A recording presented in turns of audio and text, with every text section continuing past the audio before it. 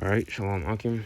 Before I begin, I want to start off by giving infinite praises, honor, and glory to Yahweh Bashem Yahushai, Bashem Kakodash, the blindness of the apostles and elders, I grant Muslim, let teach every well, and peace and blessings be unto you, full of Akim, your brothers, that also push out this word in truth, faith, and sincerity. And those in this lesson, those will be edifying.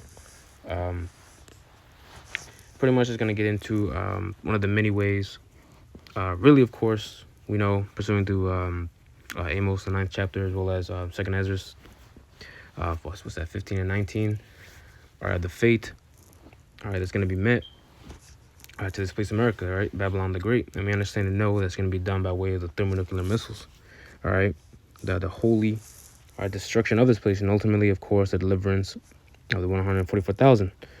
Now, obviously, before that, we understand that this place has to be met by plagues, all right, meaning a total amount of misfortune that's going to come about this place. And of course, knowing Yahweh Shem Yahushai, knowing the Lord, all right, he's literally the creator of irony, all right. And what inspired this lesson is that me personally, I'm going to be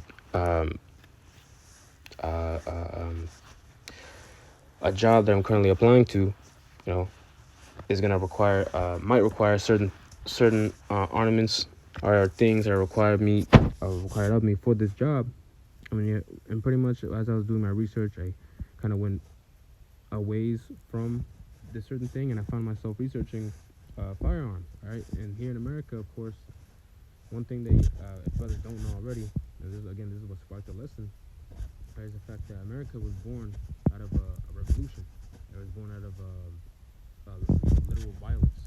All right, obviously, which I knew already, but it's the fact that when you go into it, obviously, those foundational laws that Esau Edom, the so-called white man, likes to uphold, is the fact that every citizen literally has the right. It's not even a privilege. Obviously, Esau will tell you that it's a privilege, but no, it's actually an actual right for any man or woman to bear a firearm.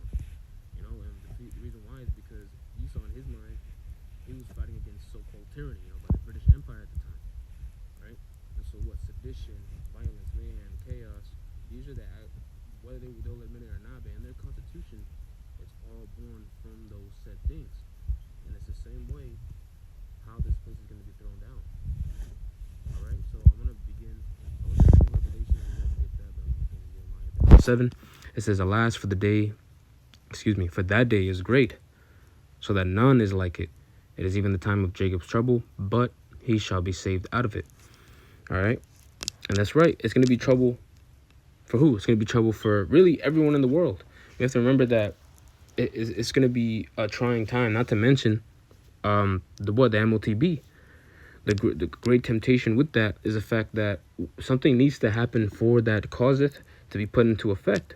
All right, he causeth all, both small and great, rich and poor, to receive a mark in the right hand or in their foreheads. Right.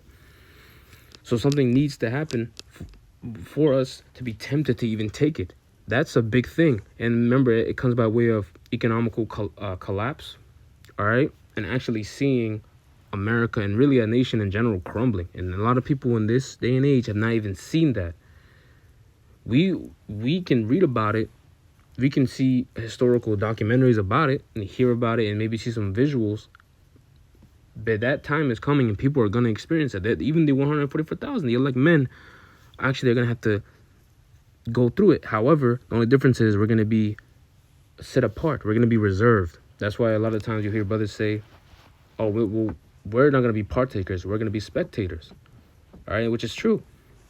But nevertheless, I hope, I'm doing too much talking. This is Revelations 18 and 21. I'm going to read this. It says, "And a mighty angel took up a stone like a great millstone and cast it into the sea, saying, Thus with violence shall that great city Babylon be thrown down, and he shall be found, Isalakia, and shall be found no more at all."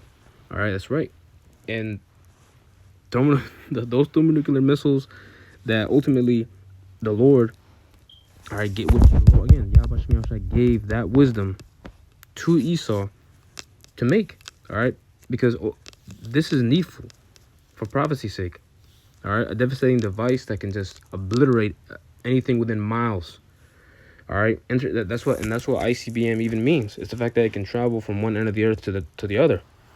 All right, and destroy and hit what it needs to hit. This is Isaiah 54:16. I'm gonna go through these scriptures. It says, "Behold, I have created the smith that bloweth the coals in the fire."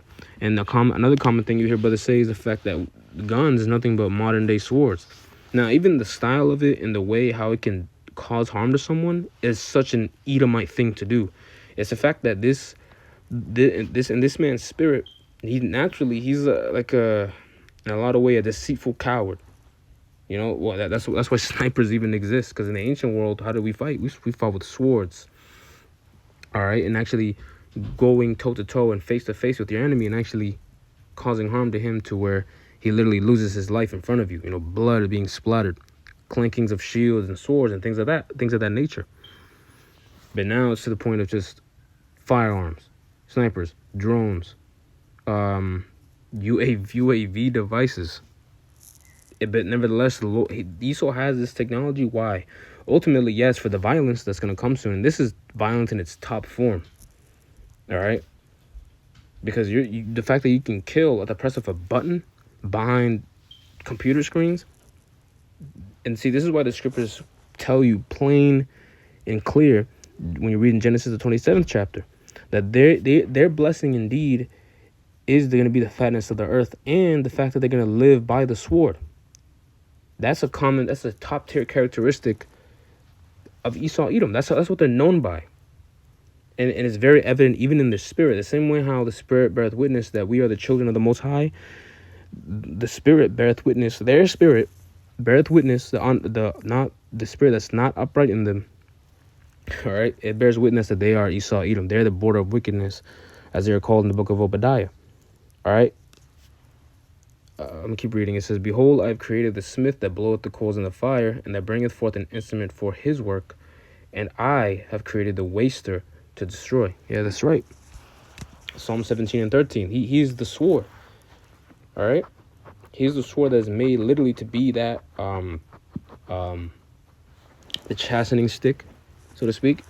All right, for the day of trouble, because he's the one ultimately that's going to be implementing all these draconian laws upon his own people, upon these other nations, these heathen, the Gawayam, as well as who? The 12 tribes, man. All right, so-called blacks, Hispanics, and Native Americans. He's going to come for us. All right, for us to go off and actually accept what? His new world order. Those don't get taken down for that. Here, this video. All right. We have to remember, within all that, there will most definitely be groups that won't even agree with any of these things, and that's written.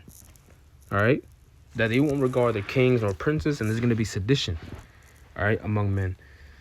This is Ezekiel, wrong chapter, 35 and 4, all right, and as I was saying in the beginning, what sparked this lesson is the fact that people tend to forget, really, not even the whole world knows, other immigrants, foreigners, what have you, know that the origins of this so-called great kingdom, really as it once was known as. No one thinks of America in that manner anymore, but it was born by violence, man, by deceit, as well as taking the so-called Native Americans, which really is the tribe of Gad, pursuant to the scriptures, taking their land and killing off, murdering the majority of the Gadites, man, as well as Reuben, the Seminole Indians. And how was that done? By deceit, and of course also by their blessing, which will ultimately be their own downfall, man. That's the irony in all of this.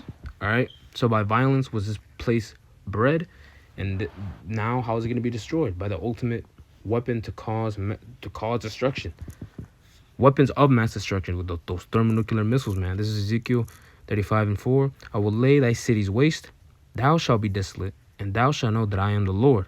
Because thou hast had a perpetual hatred, and hast shed the blood of the children of Israel by the force of the sword in the time of their calamity, and the time that their iniquity had an end.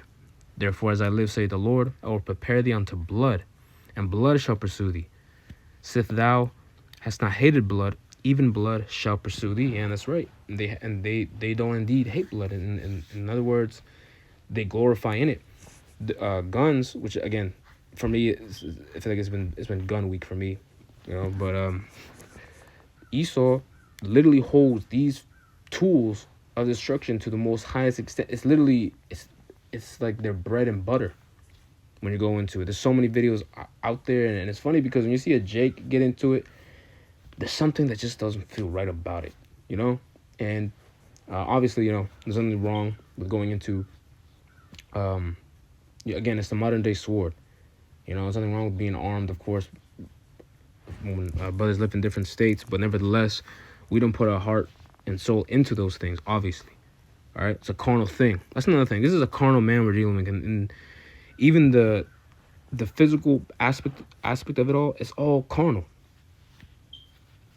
All right, and indeed, Esau has not hated blood, and so again, if they didn't hate blood, it means that they love murdering, as well as pretty much the desire of them to take Israel out of remembrance is there. It's present, and it still is.